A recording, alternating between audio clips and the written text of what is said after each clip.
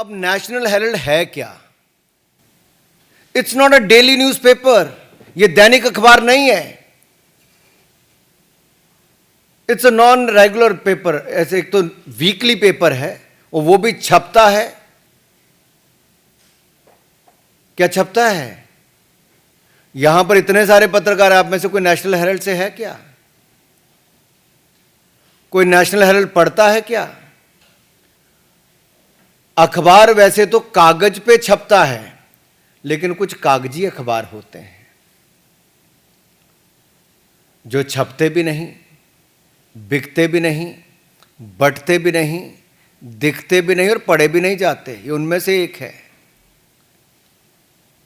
और जो कांग्रेस के राज्यों के मुख्यमंत्री इसके लिए चंदा देते हैं, चंदा में विज्ञापन देते हैं, चंदा नहीं विज्ञापन, वो विज्ञापन किस आधार पर देते हैं? दैनिक अखबार जिनके बहुत सारे अलग अलग जिलों के संस्करण निकलते हैं, उनको चवन्नी मिलती है और नेशनल हेराल्ड को चांदी के सिक्के मिलते हैं। और मेरे अपने राज्य हिमाचल प्रदेश में बड़े बड़े दैनिक समाचार पत्रों को जो नहीं मिलता, यानी कि उनको चवन्नी मिलती है और नेशनल हेराल्ड को चांदी के सिक्के मिलते हैं। और वहीं पर प्रदेश के मुख्यमंत्री जिन्होंने बड़े बड़े वायदे किए थे, या कांग्रेस पार्टी ने, वो 10 गारंटियां आज तक पूरी नहीं हुई। ना महिलाओं को पैसे मिले, ना डीए की किश्त मिली, ना बाकियों को गोबर खरीदा गया, ना दूध खरीदा गया, जो दाम देने थे वो भी नहीं दिए। उसके लिए पैसा नहीं है, लेकिन नेशनल हेराल्ड को विज्ञापन देने के लिए पैसा है। तीसरा,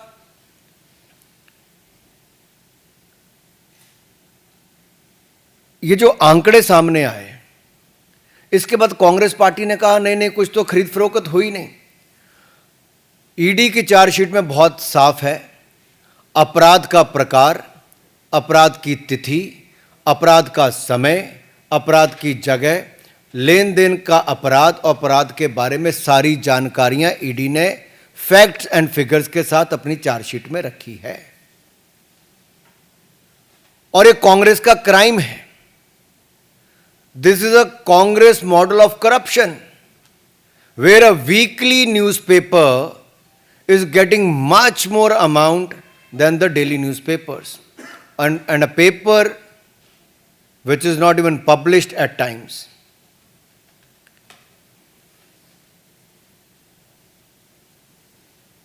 ये एटीएम बनकर रह गया कांग्रेस पार्टी के लिए।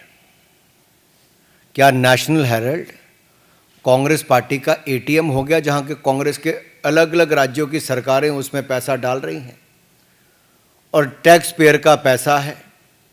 राज्य की सरकारें किस आधार पर विज्ञापन उनको दे रहे हैं? एक तो वो भी सवाल आता है। दूसरा, जो संपत्ति इनकी थी वो सब्सिडाइज रेट पे मिली थी। मुंबई की हो, दिल्ली की बहादुर शाह जफर मार्ग की हो, लखनऊ की हो, इन सारी और देश भर के अन्य संस्थानों में, अन्य जगह पर जो भी इनको प्रॉपर्टीज दी गई, वो करोड़ों अरबों रुपए की प्रॉपर्टीज हैं। वो अखबार चलाने के लिए दी गई थी, सब्सिडाइज रेट पे दी गई थी। क्या उनसे किराया लेने का काम किया जा रहा है? कि वो किराया भी फर्जी उतना ही है जितना ये फर्जी न्यूज़पेपर छापने के आंकड़े हैं? वायदे भी फर्जी, इनके नेतृत्व भी वैसा, आंकड़े भी फर्जी, और अब क्या किराया भी फर्जी है?